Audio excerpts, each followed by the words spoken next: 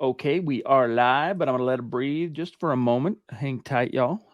Hang in there. All right. It's like one of those memes, Zach, to brighten your day where it shows like a family of possums hanging upside down and it says, hang in there, Mm. like that. Welcome in, everybody. It's the Mile High Huddle podcast, the aftermath episode. I'm your host, Chad Jensen. With me, my fellow football priest, returned from a weekend of rest. You know him, you love him, Zack Kelberman. Zach, bro, first things first. We missed you, of course, because you're traveling on the gut reaction. But since no one's gotten to hear it from you yet, including yours truly, what was your gut reaction to Saturday night's affair and some of your kind of takeaways therein? First of all, I don't care that they lost again. It's kind of annoying that they lost in the final seconds, 1 point for the second week in a row. It's kind of annoying that VJ's defense once again lets a quarterback and an offense drive right down the field and score in crunch time. That has to get cleaned up. But I'm taking the positives away from this game. And the number one positive, of course, is Russell Wilson. Sean Payton, we all thought he was expected to play about 20 or 24 snaps, about a quarter and a half, maybe even a half. After one series, he was yanked. And that one series, he didn't have any touchdown passes, but that was as a throwback to the Seattle Russell Wilson as we've seen in Denver thus far. You can tell he's lost weight, and you can tell the weight loss has added some of his speed back. I was under the impression, based on the trolling, that Russell Wilson lost all mobility and movement. I guess he didn't, Chad. It was a pretty nice scramble. Once again, though, he looked decisive. He looked in command. He was getting rid of the ball quickly, making quick reads. Just a night and day quarterback from what we saw last year. And that's, once again, a testament to coaching. What did you make not only of the end of the second half sequence where the Broncos missed out on points after the 50-yard Jalen Virgil catch from Jarrett Stidham? By the way, props to Stidham for making that throw. We'll talk about Virgil and all that here in a minute. But what did you make of that sequence and the fact that Sean Payton slammed the officials? Really, I mean, he did it very in good humor and kind of tongue in cheek, but he definitely let the league and that band of officials, he put them on notice. Yeah, I feel like they had a second left when they try to get the time stopped. I don't know. I feel like the refs dropped the ball on that. Might be my Broncos bias coming out. Sean Payton was doing what he should in that situation. You have to fight for your team, and I think he had a case to be upset.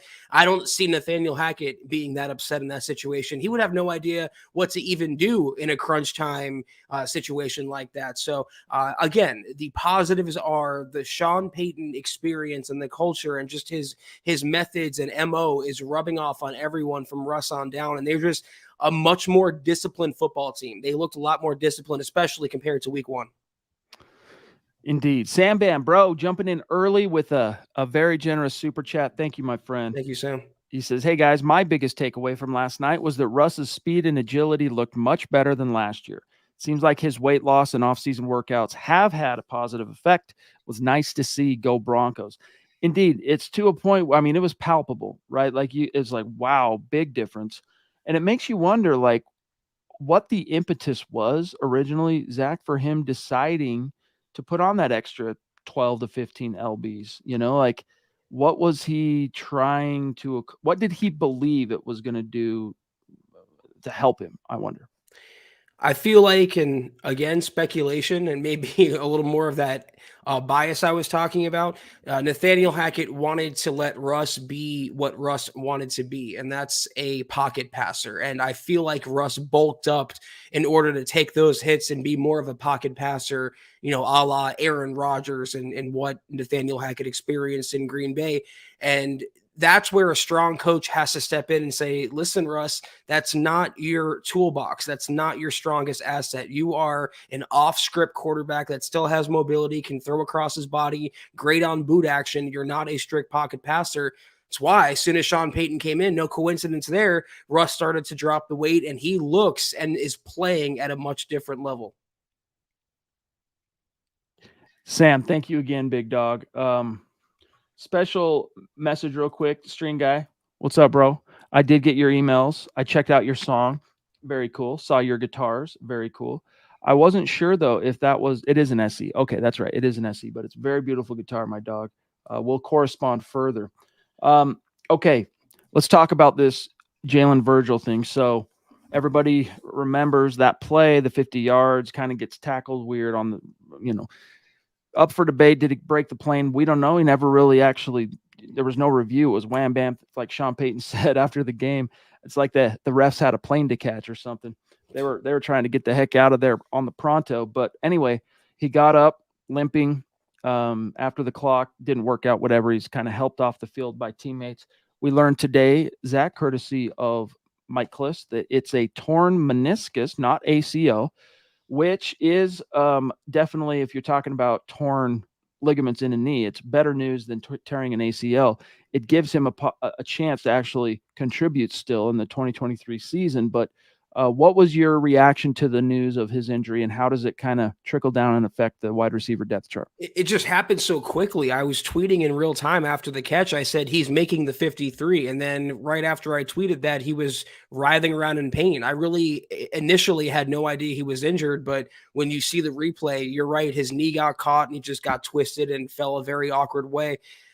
It sucks for him. He's going to be out probably a few months at the minimum, probably be on IR in the meantime. I think he was on track though, Chad, for a spot on the 53. He earned it with his play on offense. He earned it with his special teams contributions. It just sucks that he's going to be on the shelf now. And the curse of the Broncos wide receiver continues.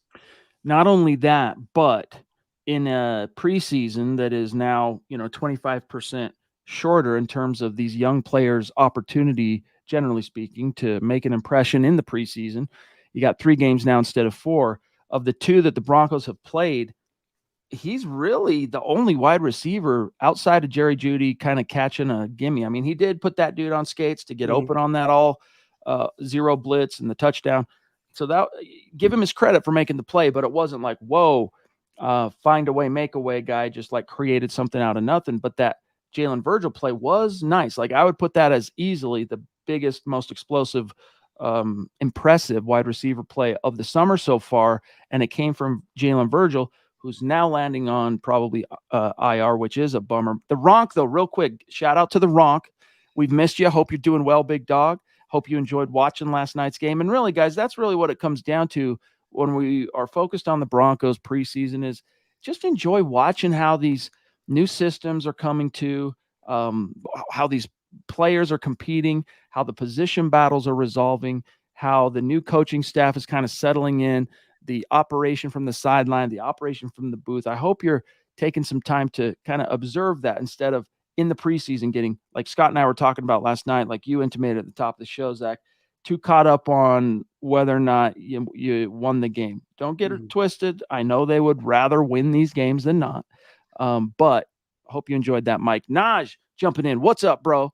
After a huge night last night throwing down, he says, hey, bros, seems to me Payton isn't holding back and is throwing his full playbook at the offense. The pass game looked out of sync last night, which is understandable with a new system. Thoughts? Zach, this was also a topic that Scott and I spent a little bit of time on last night, the idea that, it's the passing aspect of the offense is a little bit disjointed, a little bit out of sync. And we compared it to, and I can pull it up, the quarterback production from the Niners compared to the Broncos. Like, if you look at it in the box score, you go, wow, because not one of those 3 Niners quarterbacks had finished with a rating under 93, a quarterback rating under 93. And you go, oh my goodness, there's something going on here. And it's like, well, all those quarterbacks, I get it that Darnold's new to the club, but it's a system that's been long established in that city. All the players, from the quarterback, Zach, to the O-line, to the skill guys, this is not their first rodeo in this scheme. So it's not quite an apples to apples comparison. But what do you make of this passing offense, and how concerned are you that it is seemingly out of sync a little bit? I just hate to sound like a broken record, but it all starts up front. And when you're still missing Mike McGlinchey and Garrett Bowles is working back, I think a little bit mentally and psychologically from that broken leg.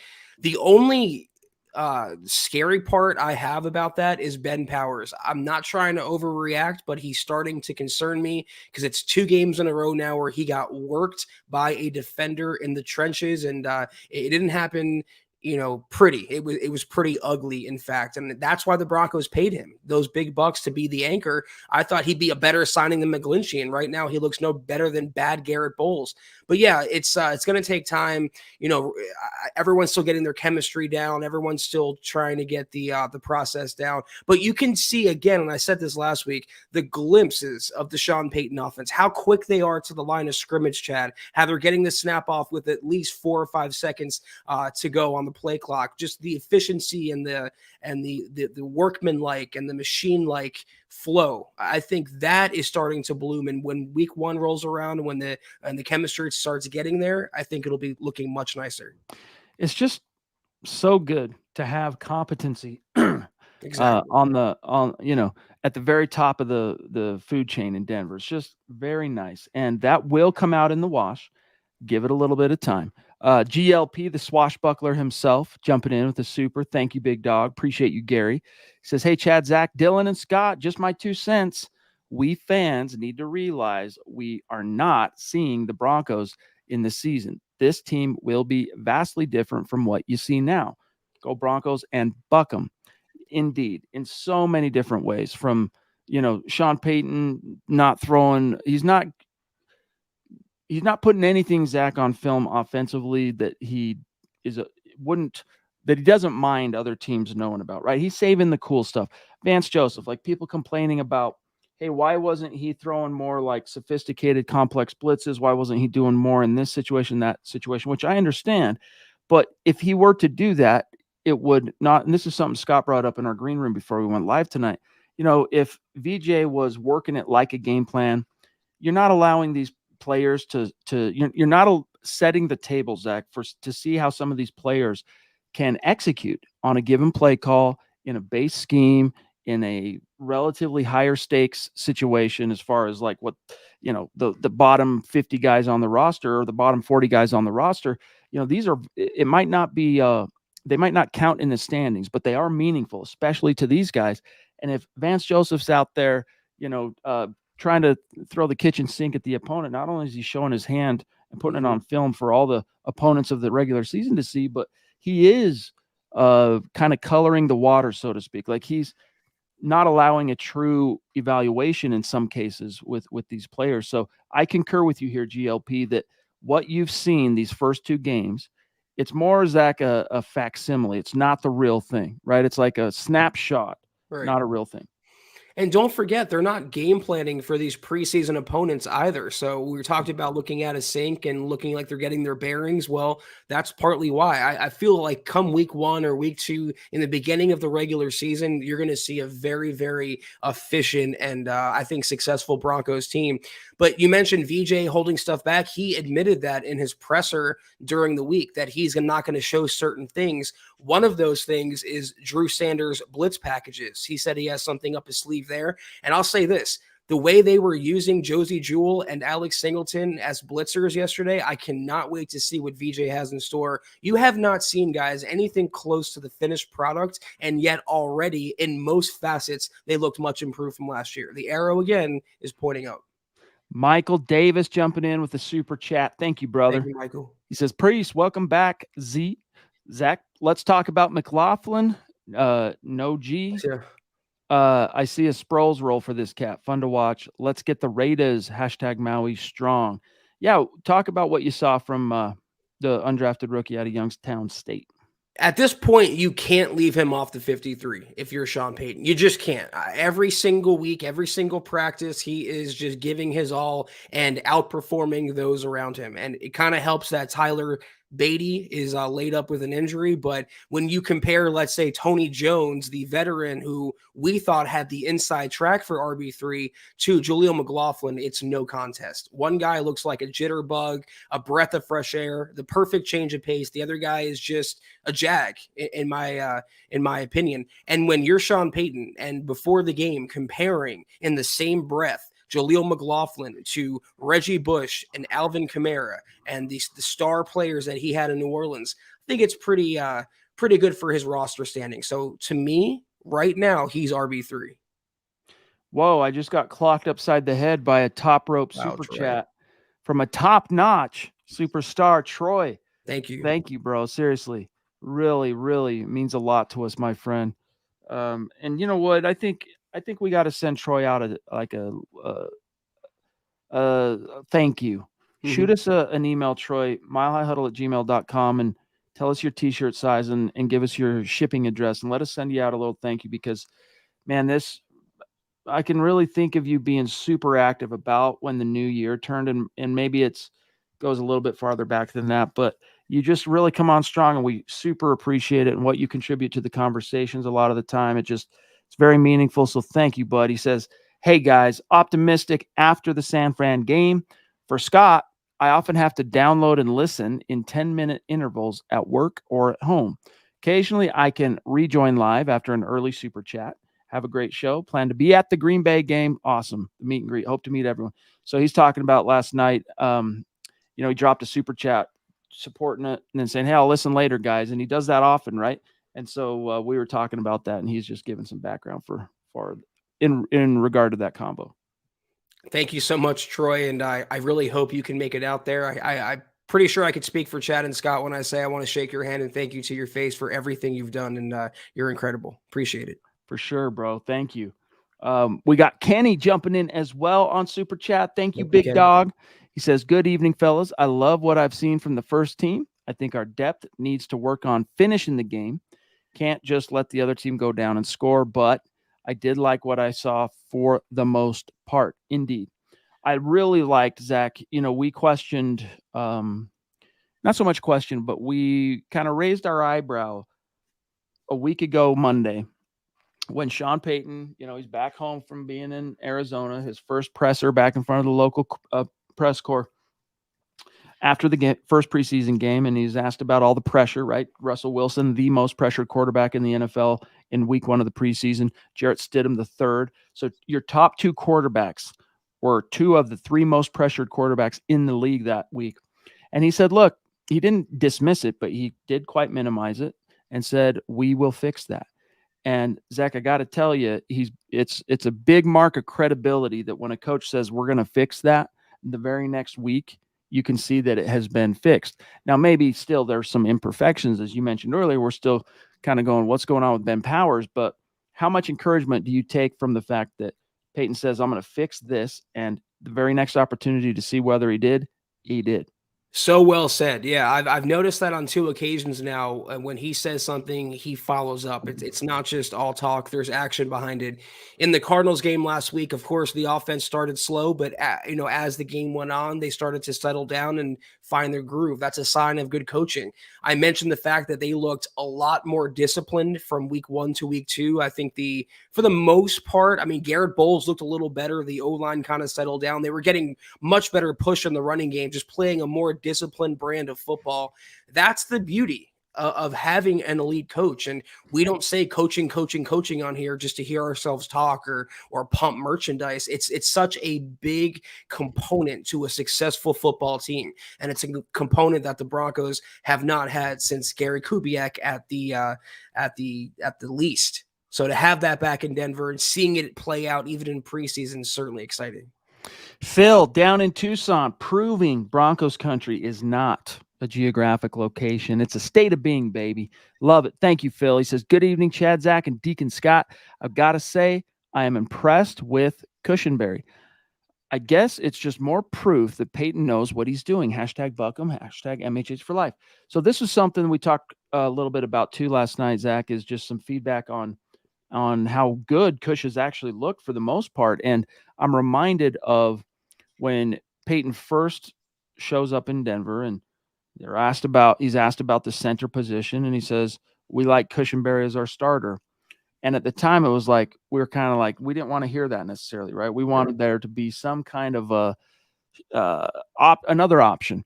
And the one thing I kept harping on, you guys will remember this, was, hey, based on what I know about Sean Payton, and he's only earning more credibility as we march further on, but based on what I know from Sean Payton, I'm going to hashtag trust Sean on this until given reason not to. And so far, Payton has not betrayed that trust, Zach.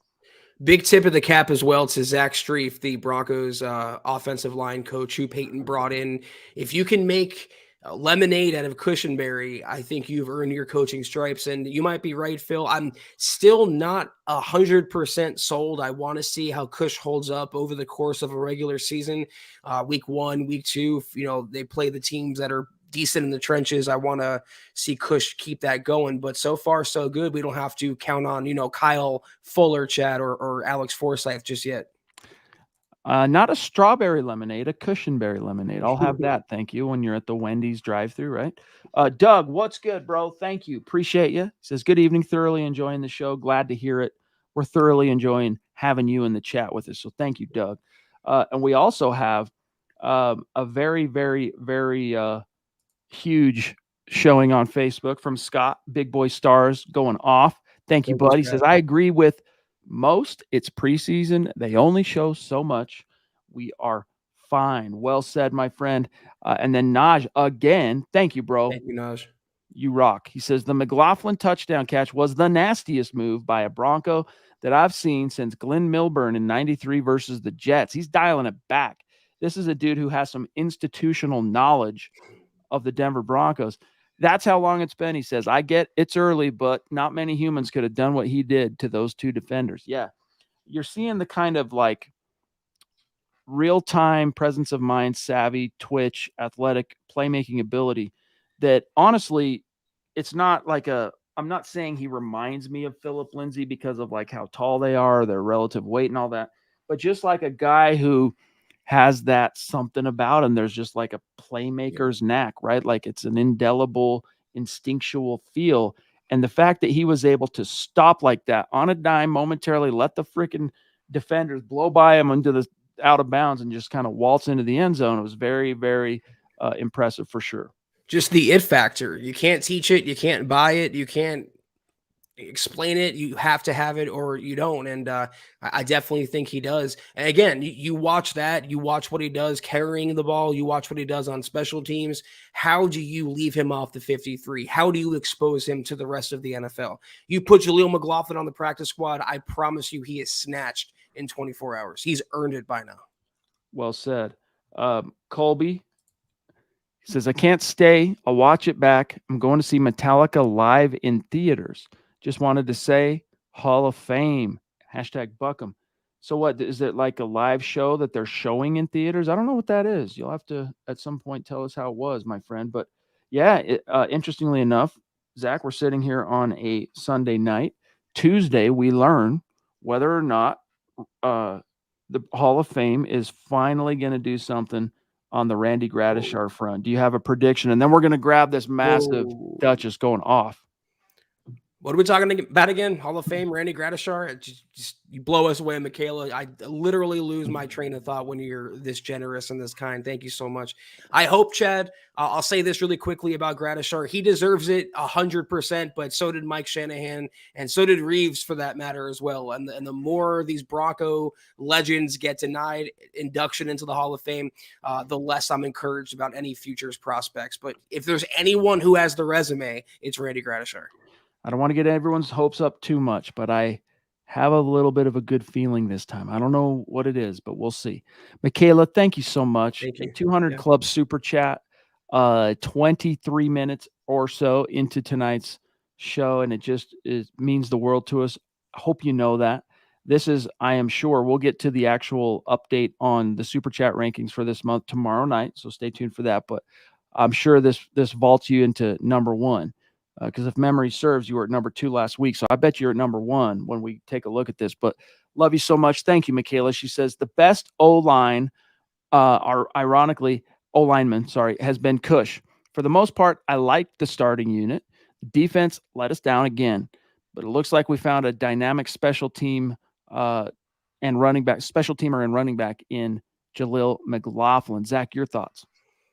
Absolutely. Yeah. You talked about Philip Lindsay, and we loved and romanticized Lindsay because he was the hometown kid. There was that like Cinderella story, but there were facets of his game that were deficient. And Jaleel McLaughlin is not deficient in most cases. And again, when your coach, who is so guarded and tight-lipped and really hard to please, and he's comparing you to the Alvin Kamaras and the Reggie Bushes, it's well deserved, and he just gives you that spark that Samaje Perine doesn't. Javonte Williams, great seeing him, by the way, last night. Shake some of the rust off and having 33 back on the field, but they can't do what Jaleel McLaughlin can. He's earned a spot on the 53. I would say goodbye, Tony Jones. Been good knowing you. Beatty, really, really just unfortunate timing to have any kind of injury to interrupt your momentum, because even though he hadn't outshined McLaughlin in the preseason, he had done enough in the training camp to start at number 3 on the initial depth chart. So he had some momentum, at least in the eyes of the coaches. So really unfortunate. But Javonte, I mean, dude, the Broncos last night, they did not, Zach, seem scared at all to give this dude touches. I mean, beyond the reasonable. Obviously, the whole starting unit didn't play the whole game for a reason. There is a modicum of respect for the possible downside of the game of football, but still, they kept going to Javonte, force-feeding him touches, letting him run routes. I mean, it was really nice to see, but I concur with you on this, Michaela. Cushionberry, so far, when we're talking first-team unit, looks like, has been anyway, the most competent offensive lineman. So we'll take that as a positive development, a silver lining, and let's just hope that everybody, this past week in San Fran is a trend, Zach, and that the O-line is just going to continue to gel and get better each week. I couldn't have been the only one that was like clenching or wincing every time Javonte got tackled, though. I just wanted him to come out of that game uninjured, and he needed that. He talked about he just needed to get tackled again for his psychological well-being, mental well-being, and he said he felt fine, popped right back up, and just so good to have him back on the field. You're right, Michaela. Cushionberry has looked amazing. We're going to eat some crow on that in the meantime, but I want to see it last in the regular season. I want to see them come out of that Raiders game with Cushionberry and company just whooping on Max Crosby and that Raiders D-line. Thank you again, my friend. Really, really appreciate you. George, appreciate you, my dog, on Facebook. He says, great pod, guys. Thanks for all your insight to the team, because here in Florida, we don't get the games. So thanks, and Bronx for life. I mean, all right, we're happy to be here for you, big dog, and thank you for you being here for us in more ways than one. Ladies of MHH showing out tonight. Here's Jasmine. She's got a new profile pic on her YouTube.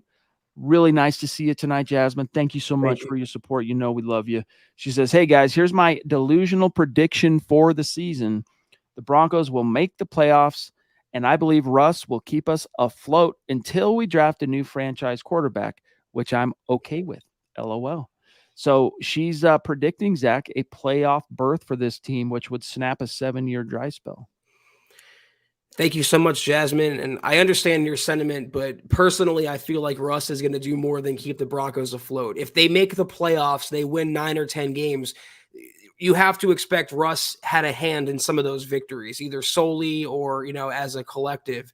I feel like based on what we've seen through 2 preseason games, he's going to win single-handedly the Broncos football games this season. He looks a lot more like the Seattle Russ than the 2022 Broncos Russ. Definitely encouraged.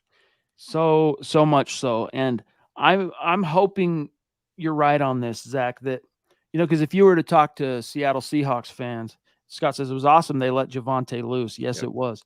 But if you were to talk to the average Seahawks fan circa even 2021, before the Russ trade rumors really built up momentum, about the subject of a successor, they would have been very dismissive of the notion, just because they're just so used to sustained success and stability with Russ under center. And for us in Bronco land, it's been a long time since we've been able to kind of have that same feeling, harbor that same kind of mindset for our quarterback. But 2012, the Broncos paid a bunch of money after signing Peyton Manning, and then went right to the well and drafted Brock Osweiler, which at the time, Zach, it felt like an utter waste of a second-round pick until the chips were down. And 4 years later, Peyton Manning suffered that injury in 2015 that kept him off the grass for 7 games. And without Brock, you don't win the 1 seed. Without the 1 seed, you probably don't get past the Steelers in the playoffs. If you do, you probably don't get past the Patriots to make it to the Super Bowl. So it is important, what I'm getting at, to have a long-term option to groom, especially behind a really competent, entrenched guy. I'm hoping like this time next year, it's the conversation about a backup or a future franchise is more in that vein, like just a guy that we need to kind of train behind Russ in the event something happens to him, not so much like a future franchise quarterback, because what is it, his age 35 season? Like he could go, I mean, he's under contract for another handful of years anyway, but if this thing with Sean Payton is what it appears to be right now, I don't think this is going to be that big of an issue to Broncos fans, or as much of an issue as it's been certainly the last couple of years. I think you're absolutely correct. It's ideal starting next year to have maybe the Jimmy G behind Tom Brady in New England, where it's not an immediate successor, but someone that you know is going to take over, and you're grooming him and you have the time and the patience to do so. Right now, I'm not thinking about Russ's replacement or the draft. I'm thinking about this coming season and how we're going to see a much better Russell Wilson and a much better Broncos football team. I want to give a quick shout out here to Ryan Thompson, who's always here for our streams on Facebook, always active in the chat, trying to keep the conversation going, helping us to keep it going. So I want to give you some props here. He's saying here, Zach, it comes down to the final game for the Jarrett Stidham and Ben DiNucci competition. Now, on this subject, and I wanted to bring this up tonight anyway, so thank you for the segue opportunity here, Ryan. But going into game 2, it kind of felt like Ben DiNucci may have been playing his way into unseating the $10 million backup as QB2. How are you feeling about that battle now, Zach? And is it a battle? I think it's certainly a battle, even if Sean Payton doesn't come out and say it. Because of his pride, he handpicked Stidham and gave him $5 million a year. But DiNucci just has the moxie, as Joe Lombardi talked about. He has that it factor that we talked about McLaughlin. There's just something that you like about him. And we're talking about developmental quarterbacks and guys you can maybe groom and hone for the future. Why not Ben DiNucci? No one gave Chad Kelly a chance back in 2017, 2018, whatever it was. And he looked like he was going to, 2018, unseat Case Keenum to be the Broncos starter. You like to have that gunslinger. I'm sure that Sean Payton does.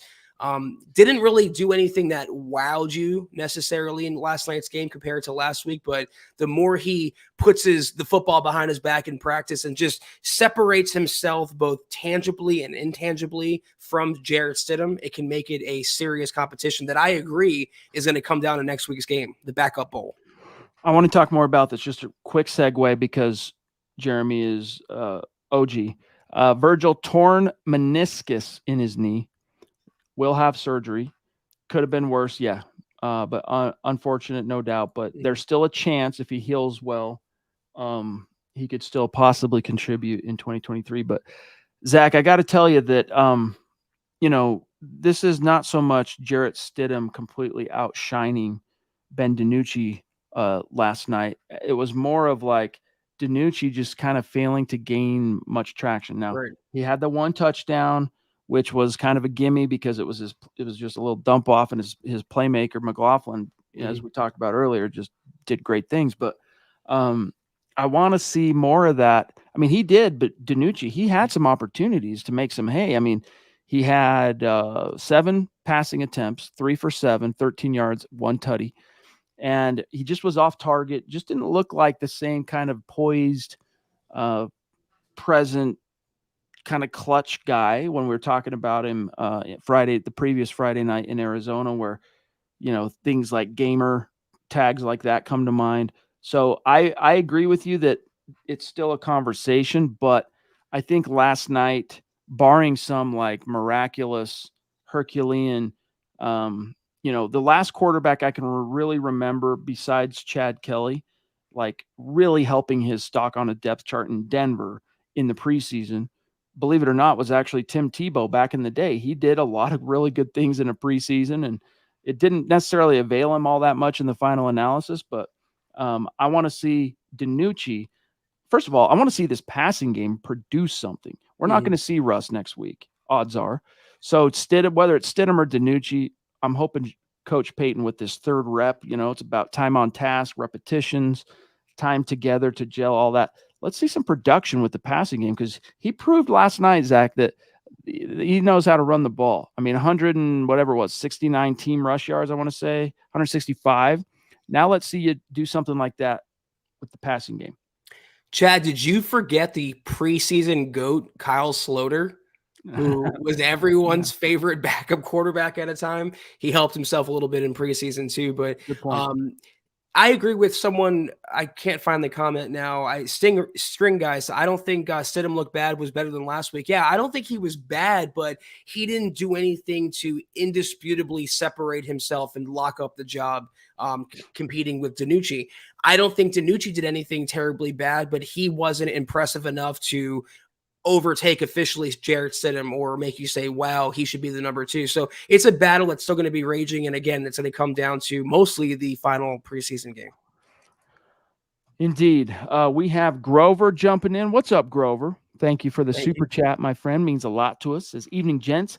My 2 biggest takeaways from last night's game. 1, amazing to see Pookie back and playing, even though I held my breath with every hit. 2, Russ looks a lot faster than he did last year. Hashtag MHH for life. Hashtag 11-6. Concur on both, my friend. And I think both of them are the implications of both these takeaways could have huge lasting impacts, obviously, on the outcome of the 2023 season, but especially Russ looking more like the vintage Russ. And I was just encouraged to see that, you know what, if this offensive line is going to actually be able to give him some time, him and Sean Payton could do some good things together. Even if he doesn't have time, he proved that his legs can still bail him out. And that was a big question mark that we all had about Russ heading into this season with Sean Payton is, can he still run? Can he still move? And he showed that the weight loss is helping him in that regard. Grover, we made these 2 points, and I agree with both of them wholeheartedly. It's just so amazing talking about Javonte. When Sean Payton and George Payton months ago said, oh, he'll play week 1, we expect him to be 100%. I didn't necessarily buy that. We've done podcast after podcast where we've debated and theorized when Pookie could play. I didn't think it'd be in the preseason. And just to see him out there last night was a major sight for sore eyes. Indeed. Thank you, Grover. FA. Oh, FA. Thank you. Kaboom. Super chat. Appreciate it, bro. 2 nights in a row going off. Means the world to us. You know this, FA. Says, good evening, guys. Have a great show. After watching the game again, I am very encouraged. The passing concepts are great, and Russ looked like the last 2 games last season, right? So how he finished last season, which was vastly improved from the preceding games. And Draymond, who? Zach Allen is a game wrecker. I got to admit, I have been somewhat surprised. Like Saturday night, it did kind of strike me, Zach. I was like, whoa.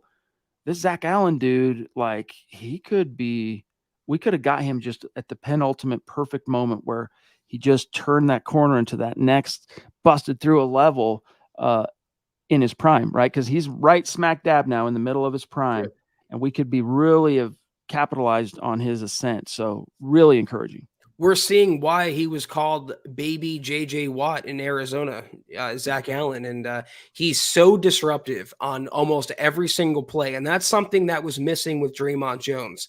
He'll pop and then he'll disappear for a long stretch. You don't have that problem with Zach Allen. He is so consistent. He just knows his responsibilities and always performs up to task. That's why the Broncos paid him that bag. And a lot of Broncos country, even the most ardent Draymond Jones supporters will be saying, Draymond who? By the end of the year. Great signing. Number 2, Hefty Boy, super chat. Thank you so much, FA. He says, Russ gets no credit. He plays well. People are upset. He plays bad. People are upset. LOL. Pookie, P. Ryan, and Jaleel McLaughlin are going to be a problem if they stay healthy. We lined up Pookie out wide and threw it to him. What a concept. LOL. Yeah, and it wasn't just that we threw it to him. Like, he made a nice diving catch on that to move the chains. So definitely, it's looking like, Zach, a formidable and actually unique and versatile top 3 depth chart if it ends up shaking out this way, because Pookie can do it all, but what's his calling card? You know, it's that physical, I want to be the guy that inflicts the contact here kind of mindset. P. Ryan, I worry about how upright he he runs, like he makes himself a little bit more of an easier target with just how tall he is as a runner, not just his height, because, look at Derrick Henry, look at Adrian Peterson. You can be plus 6 foot and still be a very prolific rusher in the NFL, but, try and make yourself a little bit smaller. But he's looking really good too. And then McLaughlin, we've talked a lot about him tonight. The body shots that the Broncos will be dishing out to defenses with Pookie and Pirine is going to wear teams down by the fourth quarter. And then you can unleash the entirety of your kitchen sink. And you talk about Jaleel McLaughlin out of the backfield, getting the ball to him in space when you have Jerry Jeudy on the field, Cortland Sutton, Marvin Mims, Greg Dulcich. This is why, having Sean Payton, an elite offensive mastermind, is so exciting. And they're going to squeeze a lot of the juice from that backfield. Thank you again, FA. Mike Reno in the house saying we need to see our receivers win a little more to open up this offense. Thank you for the stars, and thank you for that point. This was something that Scott and I talked a lot about last night, and it was a particular emphasis for Scott. Wide receivers just not winning, man. Like, figure it out.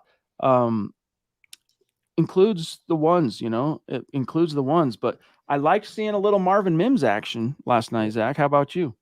I loved it. I love him getting his sea legs, so to speak, underneath him, and he's going to be just a major threat and weapon for the Broncos offense. But, Mike, I wouldn't be too concerned. This is something that comes with timing and rhythm, and they'll get that down early in the season. You'll see the fight for the ball more, and we've seen it in training camp. We're not the only ones talking about 2019 Cortland Sutton, the see ball, get ball, 80-20, whatever. He's getting back to that reality, and that'll, I think, be contagious with the rest of the Broncos receiving corps. So I want to grab an interesting point here by Nosh. He broaches an interesting subject. Doesn't it feel like Frank Clark is going to get cut? I don't know much about him, but they had him in the fourth quarter in the game, and he wasn't doing much. Not only that, but it was his first action of the preseason. Yeah, he needs it. It's creating some questions because he also kind of failed to make an impact.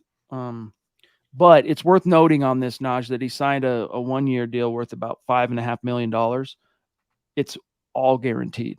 So if they cut Frank Clark, if they were planning on, or if they're even thinking about cutting him, then they're saying goodbye to all that money too. So I understand why that's a question for sure, because it's rational and makes sense. It's self-evident.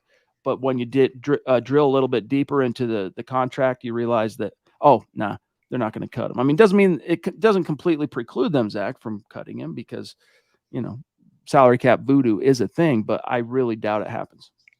Yeah, as Scott said in our side chat here, it was conditioning and nothing more for Frank Clark, and that's exactly how I feel. He needed those snaps. He's been on the shelf for a little while. He had the injury and coming out of training camp. He's in a new system, new team, so this is just to get him going. I wouldn't read too much into it. But when the Broncos first signed Frank Clark, I feel like they had him pegged higher on the initial depth chart, and why I say that was, I don't think the Broncos thought that Jonathan Cooper and Nick Bonito would look as good as they have in training camp in the preseason. Nick Bonito was hair on fire last night and day different than what we saw from him as a rookie. And Jonathan Cooper, man, at this point in a base defense, how do you leave him off the field? How is he not starting with Baron Browning on the shelf? Shout out to Coop. What's going on? After tonight's stream, hopefully you get get your dinner, and then you got school tomorrow, big dog. You better crush it. Good to see you, Coop. I want to grab this from Nick Hale.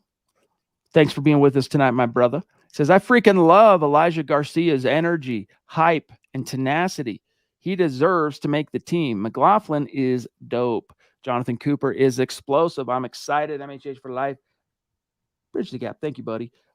Yes, indeed. Elijah, we've spent a lot of time talking McLaughlin. Zach, what have been your thoughts on Elijah Garcia and, of course, Jonathan Cooper? He's one of those players, Garcia, that doesn't really stand out in practice or make too many headlines, but the game goes on, the lights turn on, and he just he performs. You need someone with that type of, and I'll say it again, very poor man's Derek Wolfe. I see out of Elijah Garcia, someone that can push the pocket from the interior and just has that motor. You can never have too many of those players, and behind DJ Jones and maybe Mike Purcell and Zach Allen on the depth chart, that is wide open for the taking, and to this point, he's taking it. Really nice to see Jonathan Cooper just continuing to develop and turn a corner. He's a beast. Yeah, dude. And Sean Payton talking about him, giving him a lot of props before he even saw him on the grass, just after watching his tape. When Payton first got here, it was like, okay, that was kind of a foreshadowing. I think this could be a breakout kind of year for Cooper. So Yeah. we shall see. But guys, this is your last call for any specific topics you want us to get to tonight in the aftermath episode of the podcast. What did you make of this last night, Zach, when the ref goes false start, everyone but the center? What'd you make of that? It's always funny. I like when they make those calls. Too bad old Ed Hockley's not in the NFL anymore. His penalty calls were pretty legendary. Indeed.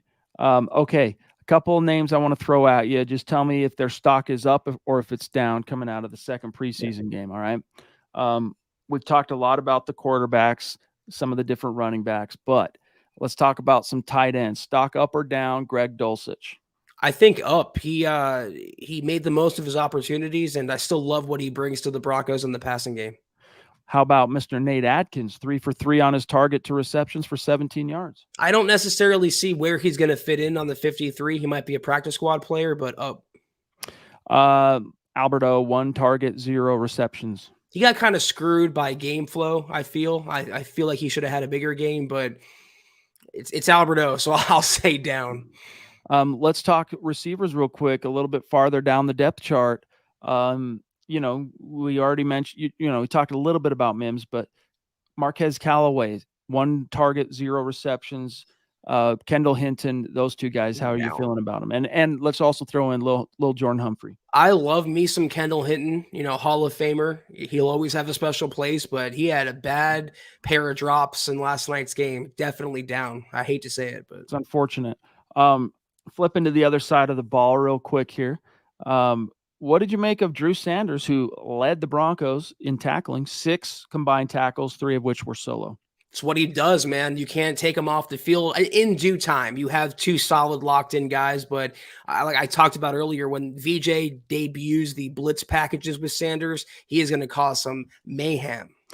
So stock up. What about Nick Benito? Oh, way. I think one of his best games in a Broncos uniform, preseason or not. He wasn't able to quite get in on the actual sack action, but he was impacting the game. Pressure is production. Yes. What do you make of Damari Mathis? Ooh, way up. He is going to be so freaking good, Chad. I've been on the Mathis bandwagon for quite a while. At the end of the year, the Broncos will be universally regarded as a top 5 cornerback duo with him and Patrick Surtain.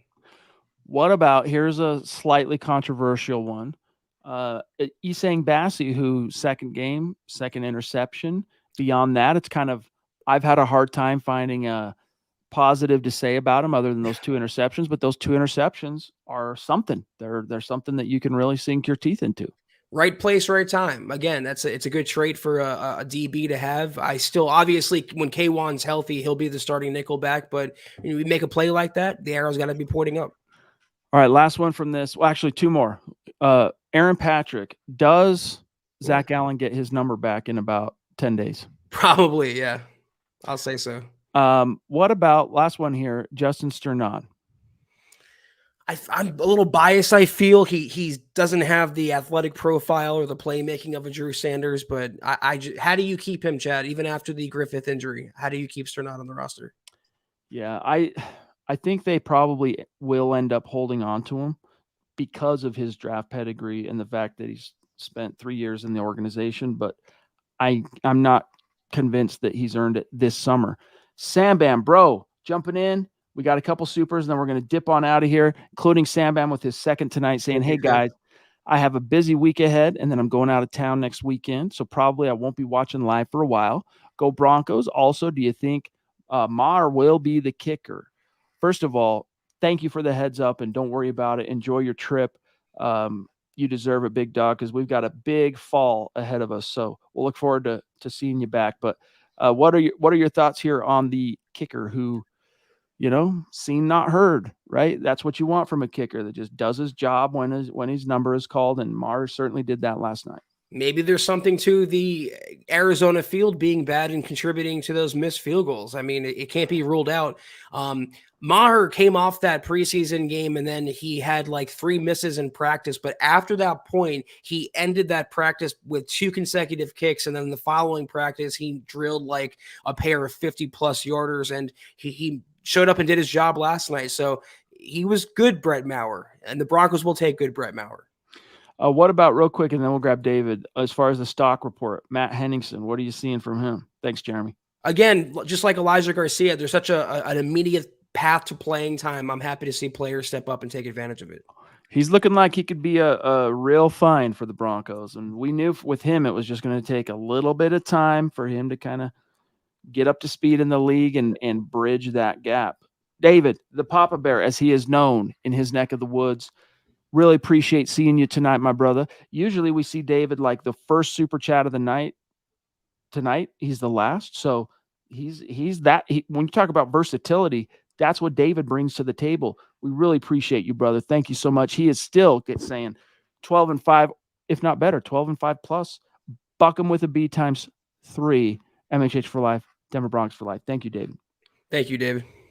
You're a prince. And then also, hey, look, we got Albert chiming in late, the Mile High Dutchie, who, by the way, give the man his props. He's a burgeoning writer on the Broncos beat. Just published his first article, so connect with him on social media and read some of his takes. Really cool to see. Whoops. All right, Zach, unless there's anything burning, let's maybe dip on out, shall we?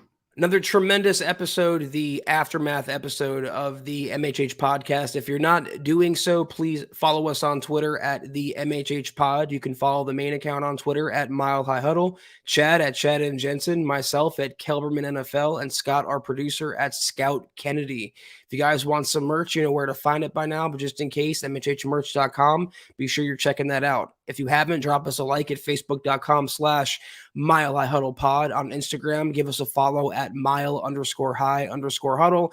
And on Apple Podcasts, make sure you're leaving your football priest a 5-star review for a chance to win some of that merch each and every single month. But if anything, it's paramount you do these 3 things for us really quickly. Subscribe, like, and share this video and every video you see on the MHH channel. It really helps us grow and reach more Broncos fans just like you. Amen to that. A shout out to these great super chat superstars and supporters tonight. Sam Bam, Naj, Gary, Kenny, Michael Davis, Troy, the Duchess, Michaela Parker, Jasmine, Grover, F.A., David McElrath on Facebook. We've got the Ronk throwing down. We've got Phil McLaughlin throwing down. Doug Raquel, Scott, Colby, George, Mike Reno. Much love and respect. And look, we get to see you again tomorrow night. So we look forward to that.